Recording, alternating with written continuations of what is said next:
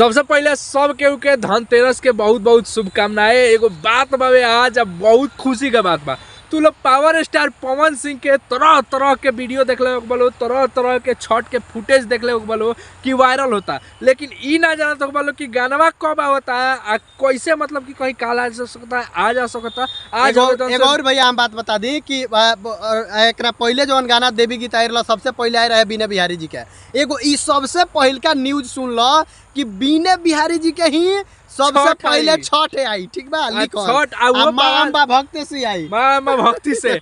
जौन तू लोग फुटेज देख ले बोलो श्वेता झा के साथे ई माँ भक्ति के फुटेज ह। अब बीने बिहारी गाना लिखल है बाजर ल माई बोलैले बाड़ी। एक और बात तू लोग जान लो भाई अंदर के श्वेता झा जौन बाड़ी नु लक्ष्मी बाड़ी, आवते आवते उनकर पौरा आइल फिर गाड़ी धमधमा गइलो, ठीक बा। पावर स्टार पवन सिंह उनके साथे खाली जो गानवा में कहलिया नु देवी गीतवा में तो गानवा एकदम ठीक रहला। त पावर स्टार पवन सिंह बहुत दिमाग लगेले बड़ा, सब गानवा आपकी पर बुझाता छठवा के उनके से करले बड़ा। आ एगो औरी चीज काल गई रहून वेब म्यूजिक के ऑफिस में, ठीक बा, तो वेब से तो छठ भैया पहले ही कहले रही कि वेब से छठ आई, वेब से छठ आई वो अलग बात बा, लेकिन माँ भक्ति के छठ जौन वायरल होता ओकरा बारे में सबसे पहले भैया रौरा का कहे में छठ के बारे में, पावर स्टार पवन सिंह के छठ के बारे में। पावर स्टार पवन सिंह के अगर गाना ना बाजे तो छठ संपन्न ना होला। ई पूरा जनता जानता, ई सब लोग जानता। तो तू इतना जान जालो जे पावर स्टार पवन सिंह एकदम छठ जौन बा की बेहतरीन लेके आ रहल बड़े, लेकिन दीपावली बाद रिलीज हुई, ठीक बा। दीपावली बाद रिलीज ऐसे हुई कि सब लोग अभी अस्त हम बता दी तनी ऐसा एगो डेट में चेंजिंग 12 तारीख के दीपावली है, 12 तारीख के गाना रिलीज हो सकता, संभावना बा कि दीपावली के दिन एक और लकीर पावर स्टार पवन सिंह खींच देले बड़े, जानता लोग का दीपावली के उपहार देले बड़े अपना म्यूजिशियन लोग के, संगे रहे वाला लोग को तो छोड़ दो, लेकिन म्यूजिशियन जौन म्यूजिशियन आपका इज्जत पे आता है, मान सम्मान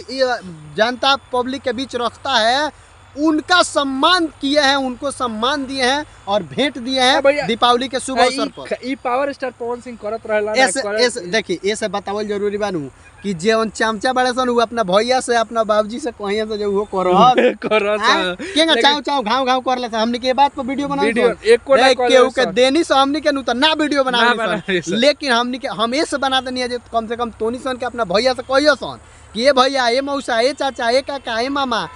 दो तू देले बड़े, ठीक बा। चाहे कि उहे जोन म्यूजिशियन बा, उहे जोन सजिंदा बा, उहे जोन अनाउंसर बा, उहे जोन अरेंजर बा, उ तहार मान सम्मान दर्शक के पब्लिक के बीच में रखेला। हई एल्बम तो भाई बंद कमरा में भइल बा, बंद कमरा में भइल बा, एडिट को क्या होता है, लेकिन उस सामने रखेला तो ओकरा के दियल जरूरी बा, ठीक बा।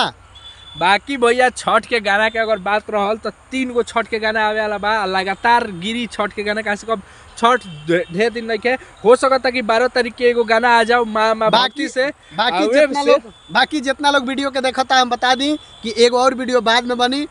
तब तक खूब वीडियो के शेयर करा। बहुत बहुत धन्यवाद। चैनल पर 80,000 जोन बाकी सब्सक्राइबर हो गइल बा, एकरा के भैया 1 लाख कर लो। आज स्पेशल में लाइव है हम चैनल पर, ठीक बा, चैनल पर लाइव है, खूब वीडियो, ठीक बा, वीडियो शेयर